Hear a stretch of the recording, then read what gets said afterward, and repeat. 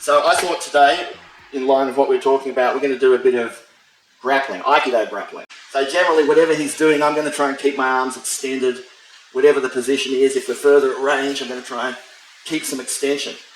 But at some point, he breaks my extension. Maybe coming closer, he's still here. Right. Now I don't have my extension. I still have to be able to do Aikido. Right? And if I can, I'll get back out at range, but I might not be able to.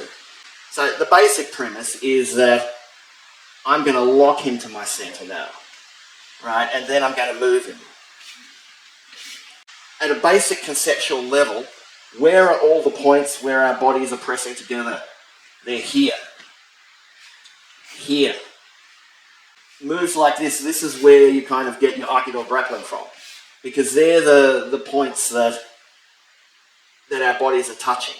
You know, and the reason Kano, the founder of Judo, loved Aikido and vice versa, was because this is the range of Aikido that we want to keep. The range they want to keep is in here. And so the concept was like separated.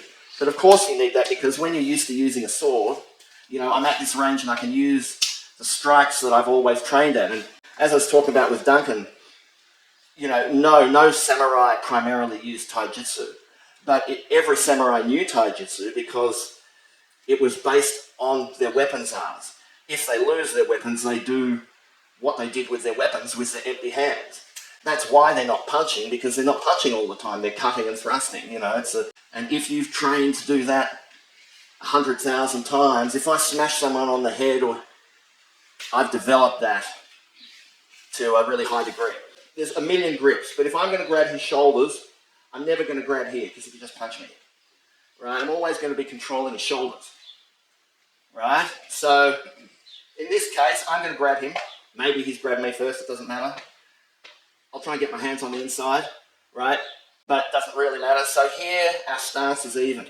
So to move him, I'm going to weight down, and I'm going to draw him off balance. And then I'm going to push him, right? Now, obviously, I can step with this, and I can open. But at the moment, I just want you to feel how that movement works. And then change. Don't get too competitive, just try and feel it out. I'm going to go fast. If I grab him, right, I'm not pulling at all, not at all. This is completely relaxed. It's here. I'm not, I can get a bit more active with it if I want, but if I was doing this, I wouldn't be pulling at all. I'd be turning my hip. If I was coming forward, I wouldn't be with my muscles. They're completely relaxed. And this is a grip that, very underrated grip, is Ryokitate, which happens a lot if you're fighting a jiu-jitsu guy or a wrestler, because they're often here like this, trying to get your underhooks on their armpits, right? And then they're fighting for the arm and the leg. But, I'll be here, because from here, I've got all my yonkyos, my koshinages, what have you, right? Tenchinage. So what I'm going to do, we can have opposite feet forward or same foot. Doesn't matter. But what I'm going to do now is I'm going to grab him. I'm going to take him off balance. I'm going to send him back. Boom. Right? I'm not putting any force on him at all. It's force, but I'm not using my strength. I've had both my shoulders reconstructed. I'm not as strong as I used to be. He'd be stronger than me now, for sure. But I'm not using my strength on him. Here, boom. When I do this, I'm relying on my strength. Here, I want to rely on my movement. Right? And then I'll attack him when he's off balance. Right? So, that's the main thing. You can do stuff like this where he resists a bit, I push a bit, bring him back. But now what we want to do is, just to finish this up, you can change stance. I'm loose, right? So if I want to strike him, I can hit him just boom. But I'm going to get underneath him and I'm going to push him away. And I'm just pushing with my funakogi here, boom. I'm just, boom. It's a shot thing. And if I was going to do it hard, I'd be under here and I keep that extension going.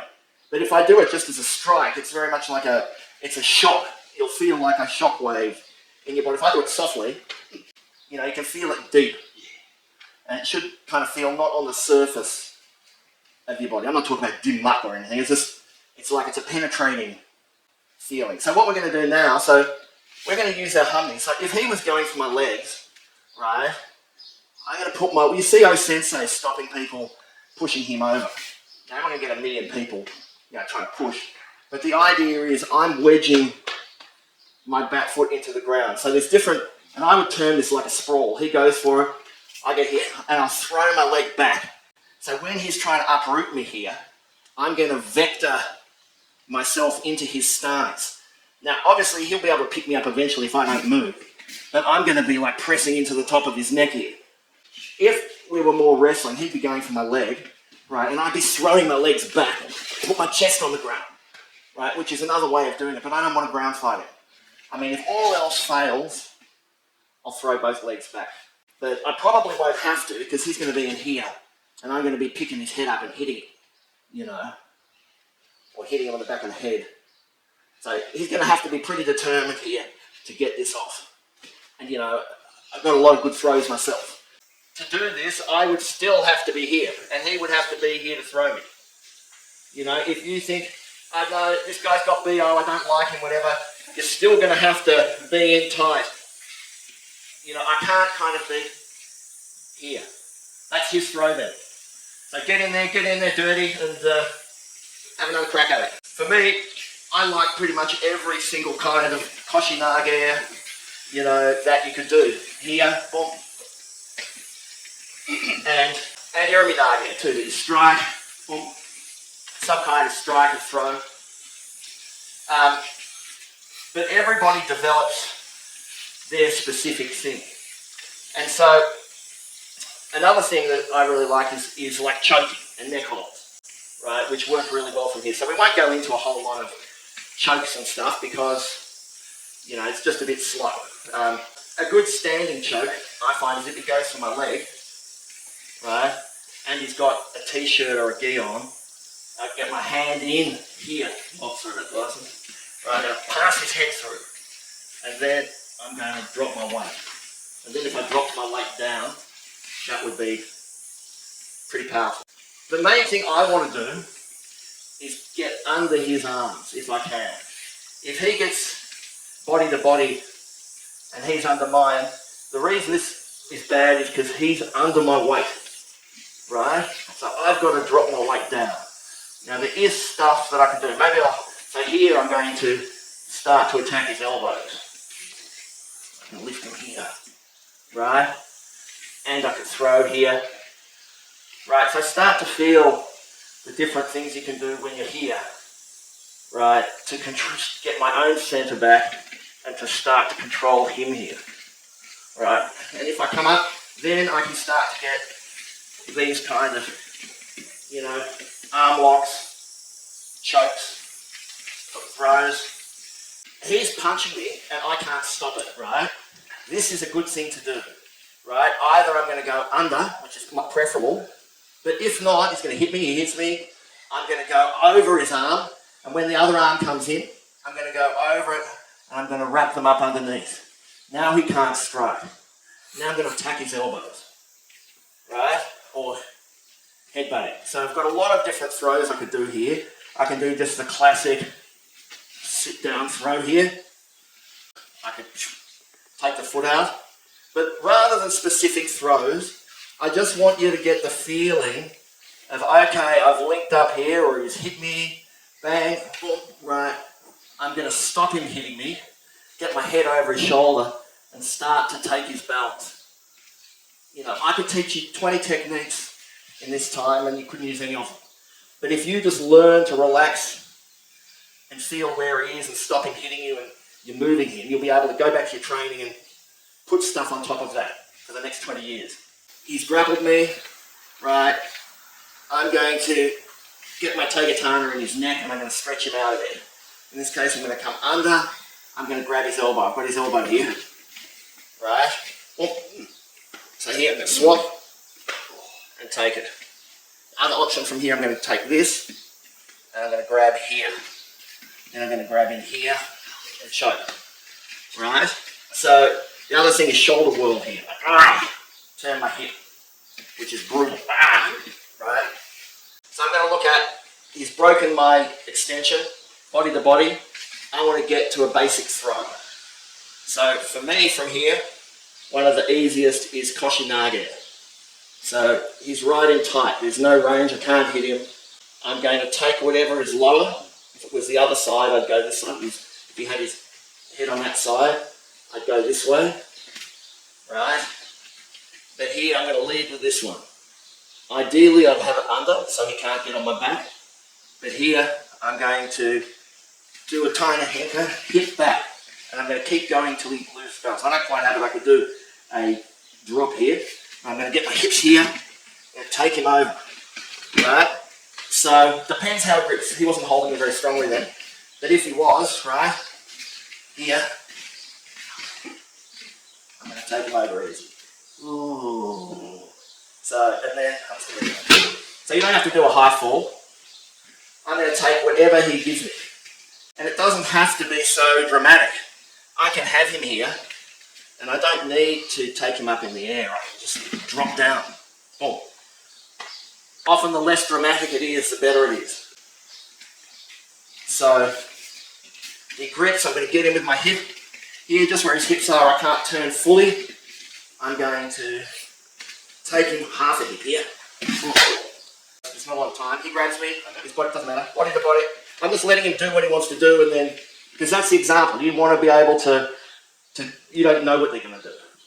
So in this case, I'm going to take a low and a high. Right?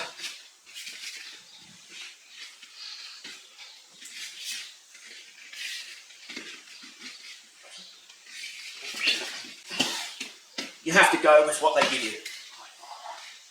So again, go.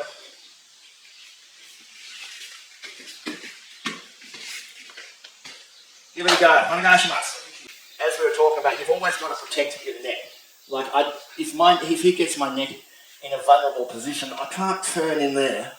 Right? I've got to go wherever it's safe. Right? I keep my neck straight. Boom. Right? I might head back into it. It's like, it's an infinite what I might do. It depends how it's holding me. But I've got to protect my neck at all times. The other thing, let's talk about the Duncan. When he grabs me, the first thing I've got to do is feel it. Now this is like Taina Henker. You know, that first thing we always do here, where's he holding me? I'm going to turn around, step behind. It's the same thing. When he grabs me, we're getting close, as we're doing grappling, right? So, center to center. I lock him into my center. Now, whether he pushes or pulls, I relax and go with it. Right? It's exactly the same. It's the same lesson, but just when he's gripping. Right, so here, I've got one arm free. So all of these things, by the way, just, if he's got no gi, this one, I don't need the gi. If he's got a t-shirt, I can still choke him. Right? If he doesn't have a t-shirt, you know, I've got to do, the no gi chokes. Right? But if they've got clothes, all the gi stuff works. Right? So anyway, he's in close range. Now, you've got to feel this out. He could have another grip here, but at the moment, this arm's free. I'm going to put his weight here. I'm going to start hitting him. Right? If he's smart, he'll close his elbow. Right? Then I'll go around his elbow. Right? And then I'm going to hit him in the head. Boom! Hear him. Right? Up again. He takes a different position. Okay, well, it's just the same on the other side, but I'll come up with something to go for left. Right? Right? So there's always going to be something free. Yeah, so now here, well, this isn't good, right? I'm going to get my balance, boom, start to knee here, throw, right? For Aikido, you don't have to be so much, it's not like, you know, I'm going to be here, bam, be amazing at it. You have to do it at the right time. Because for Aikido, if I hit him here, he's going to bend this way, and then I'll throw him, right? If he locks me up, if I hit him, he loosens up. You know, I'm not hitting him for nothing. Right, so he grabs me again. Right. I'm going to take whatever's there for me. Here I'll do something different. Oh, boom, boom. And then I'll lead into a finish. Basically, I've got to keep moving. He's got me here. My feet, I didn't put them in any specific place. I'm going to keep moving until I float his balance. And when I float his balance, I'm going to do something here, right? I don't know what I'm going to do. Like in all my Aikido techniques, like if I'm going to hit him, I don't know what I'm going to do. Look, where is he? Oh, right? You're going to do what he doesn't have, right? You're not going to. I'm going to do what he's got. Ooh, boom, right? It's going to be where his defense isn't, and it's the same with grappling. I got no idea what I'm going to do here, right? But you've got to go and keep moving till I take it, till I feel where his balance is, and then I'm going to take it. And then same thing with your Funakogi. Even though he's grabbing me, I can still do that same thing in my Humni. I can still vector him here.